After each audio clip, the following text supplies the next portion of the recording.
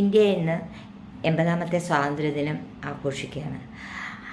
അതിൻ്റെ സന്തോഷത്തിലാണ് ഇന്ത്യ മുഴുവനുമുള്ള ജനങ്ങൾ. എന്നാൽ ഇങ്ങനെ സ്വാതന്ത്ര്യം ആഘോഷിക്കുമ്പോഴും നമുക്ക് എവിടെയൊക്കെയോ അസ്വാതന്ത്ര്യം അനുഭവപ്പെടുന്നുണ്ട്. കാരണം ഈ ദിവസം തന്നെ ഇത് ഞാൻ ഓർമ്മിപ്പിക്കുന്നത്, നമ്മളെല്ലാം സ്വാതന്ത്ര്യം ആഘോഷിക്കുന്നുണ്ട്. എന്നാലും പല ആളുകളെയും ജീവിക്കാനുള്ള സ്വാതന്ത്ര്യം പോലും നഷ്ടപ്പെടുത്തുന്ന രീതിയിലാണ് നമ്മുടെ പ്രവർത്തികൾ പോകുന്നത്. ആ ആളുകളെ ആഘോഷപൂർവ്വം കൊണ്ടു നടക്കുകയും അവർക്ക് വേണ്ട ഒത്താശകളെല്ലാം ചെയ്തു കൊടുക്കുകയും അവരെ പഠിപ്പിച്ച് ഒരു ജോലി ജോലിയിലേക്ക് പ്രവേശിപ്പിക്കുന്ന രീതിയിൽ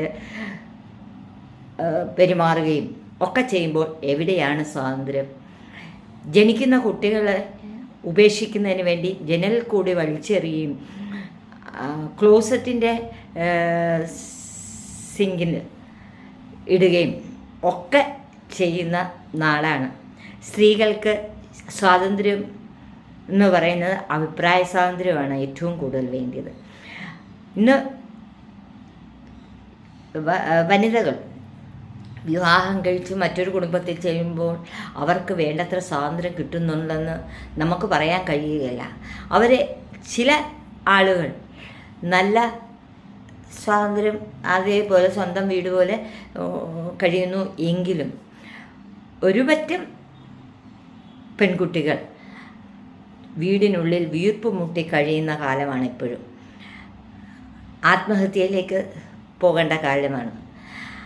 അപ്പോൾ ഈ സ്വാതന്ത്ര്യ ദിനത്തിൽ നമ്മുടെ കഴിഞ്ഞ സ്വാതന്ത്ര്യ ദിനം കഴിഞ്ഞ് ഇത്രയും നാൾ കഴിയും മുന്നോട്ട് ചിന്തിച്ച് നോക്കുമ്പോൾ നമുക്ക് മനസ്സിലാക്കാൻ കഴിയും. ഒരു ട്രെയിനിന് മുമ്പിൽ സ്വന്തം കുഞ്ഞുങ്ങളെ ചേർത്ത് പിടിച്ച് ജീവിതത്തെ വഴിമുട്ടിയപ്പോൾ ആ ജീവിതം തന്നെ അവസാനിപ്പിച്ച ഒരു സ്ത്രീ ഉണ്ട്. അതേപോലെ ആറ്റിൽ ചാടിയ സ്ത്രീയുണ്ട്. ഇങ്ങനെ പല അനുഭവങ്ങളും വെച്ച് നോക്കുമ്പോൾ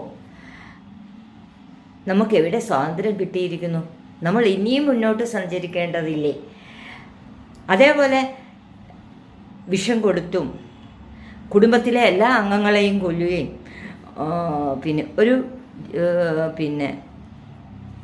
ഒരു പച്ചയായ മനുഷ്യനെ തൻ്റെ സ്വാർത്ഥതയ്ക്ക് വേണ്ടി ഇല്ലായ്മ ചെയ്യുകയും ഒക്കെ ചെയ്തു. അവരെ ഇന്ന് ആഘോഷപൂർവ്വം ഡിഗ്രി എഴുതിപ്പിക്കുകയാണ്.